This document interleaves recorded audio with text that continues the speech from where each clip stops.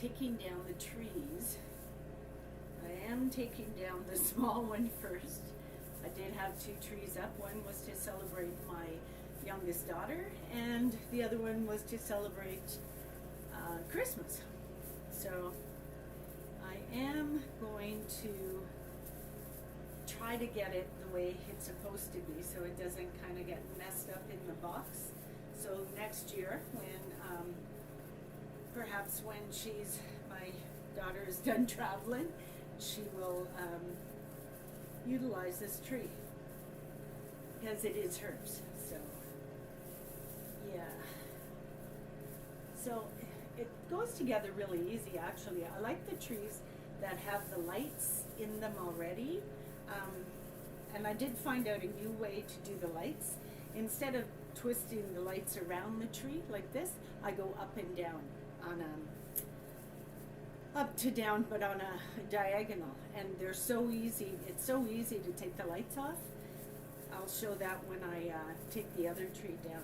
So it took me till the end of January to decide to take the tree down. And I really wasn't going to do it, but the fact is my cat is starting, he never used to. He never touched my tree all Christmas. But I guess out of boredom, he has been pulling the boughs off the tree. So I thought, okay, well, maybe it's time. Maybe that's the good Lord telling me, okay, listen, it's time to close it up. So there you go. It has a little thing that twists to attach the other piece to. So this is the box.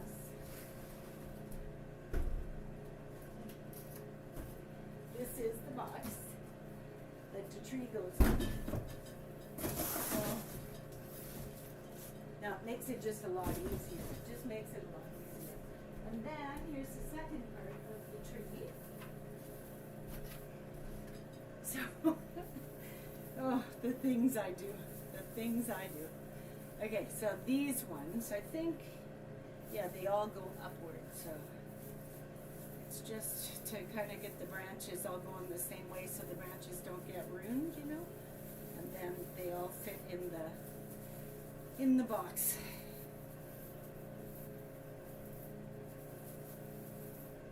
My cat is like a little watchdog. If the cat hears anybody outside my door, he will go and he will stand there almost like guarding the door. So I wanted to show you something. I boil all my water, and so I boil my water and then I cool it down, then I put it in my water jugs. Well, I want to show you what's left in the pot after I boil it. See that? I mean, it washes off, but it's almost like a calcium. It's like a chalk. So you can imagine what the fluoride or fluorinated water does to our insides. If that's what it does to my pots, and don't tell me you can't see that. You can see that. And it washes off. It's like a white film. It's like calcium. Yeah, it's like calcium. And I strongly believe that's where a lot of our problems are coming from with clogged arteries and things are basically from our water. I mean, they put fluoride in the water. And, you know, sure, they say that fluoride is stops cavities, but fluoride is actually, I did a research on it one time, and I think fluoride was actually, it first started as an offshoot of, what was it, pesticides or nuclear waste. Anyway, they had to get rid of it in the factories. And so they introduced it into our waters. I'm going to see if I can find that video, and I'll post it below because I did do research on it.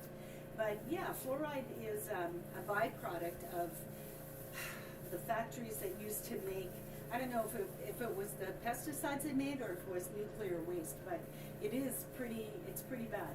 Fluoride is not good for you, but apparently it's good for your teeth, they say. And so what they did is they introduced it into our waters. So, you know, and I can see why we have so many people with heart disease and clogged arteries and, you know, all sorts of stuff. I can understand it. I understand it. And anytime anybody tries to pull away from the mainstream and tries to, you know, basically grow their own food and raise their own cattle, like now, now they're making meat in a lab. they're actually making meat in a lab, and it was in one of the science articles that what they're doing is they're taking the cells, the live cells from cattle, and they're actually growing beef in a petri dish. And it's been passed into law that it actually can be sold. It can be sold in the stores. Now, I don't know if it's in the UK. I think it's in the UK or in the States, but somewhere they've already passed the law. I mean, look it up online, but they've already passed the law that man-made meat is, you're able to sell it. So, you know, you don't know who to believe anymore. I mean, think about it. They told us, oh, cigarettes would make you look great. Cigarettes will make you look more mature and, you know, well put together, and more, you'd look like an adult, you know. And so a lot of our young people, and they idolized it. I mean, they had the advertisements with the people that looked sexy and with the best dressed and the best jobs and the nice cars, and everybody was smoking. Yeah, and they kind of like, what's the word, idolized it? They kind of made it look like it's a wonderful thing. It's a great thing to have a cigarette drooping out of your mouth. Well, I'm suffering from periodontal disease. I have had a stroke. I've had a heart attack. I've had cancer. Yeah, thanks a lot. Yeah, it sure as hell made me look great. I probably would have had beautiful teeth right up into my 70s if I hadn't started smoking. So, you know, yeah, like, we're gonna believe you guys. Yeah. You know, and they say the FDA and they're all for a benefit. They're making sure that we're getting exactly what we ordered. Well, you know what? Check out what's in the fluoride. Check out what's in our waterways. Check out what's in the skies. Check out what's in cigarettes. Check out what's in vaping and alcohol. Yeah, you guys, like, you sit behind a desk behind four walls, okay, protected by our government, and you're given the powers to basically tell us as a society, as a people, what we can and what we can't do, and what's good for us and what's not good for us. And when we decide to go a different way, you tax us, or you tell us it's not good for us, and you stop getting it. You know, like, here's an example. I've been taking probiotics. I've been drinking a lot of kefir. And even the store where I buy the kefir, they're not able to get it anymore. It kind of makes you wonder if people are opening their eyes, and now they're starting to buy these products, and so those people in a position of power are saying, no, we got to put a stop to that. Because pharmaceuticals are, I mean, that's where they make their money. That's where they make big money, is with pharmaceuticals, and, you know, like, basically force feeding us all sorts of chemicals. You know, like, it's ridiculous. You know, in cigarettes, do you know that in cigarettes, formaldehyde, there's formaldehyde in cigarettes? Did you know that there's formaldehyde in dish soap? Yeah, like, you know, it's ridiculous, the shit. And fluoride. Yeah, well, who am I? I don't sit behind a desk anywhere telling people what to do, so. One more to go, and then the box is full. So, that's the last one.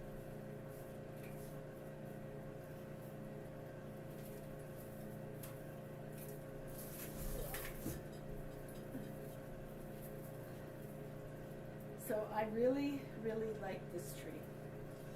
The one that I have, that is actually my tree, is in the living room, and it's massive. It's a very, very big tree. Yeah. So this one, I gotta bend all the branches forward. Oh. Okay, I don't know. I can't remember how I got this in the box. It all came in that box, I know it did. So I don't know, did it go?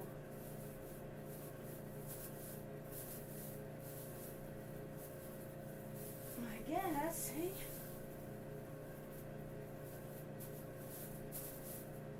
I don't know how the hell they got this one in that little tiny box. They all came in the box though. Look at the size of this one. Jeez, I gotta figure this out. I didn't. I had to tape it so much because the box is, it's just so full, and it's a lot heavier than it was when I first purchased it. So it was a really pretty tree. It was a really pretty tree, but it's all done. It's all packed up for another year. I have the ornaments packed up, the tree is packed up, and now to get started on the second tree. Wish me luck.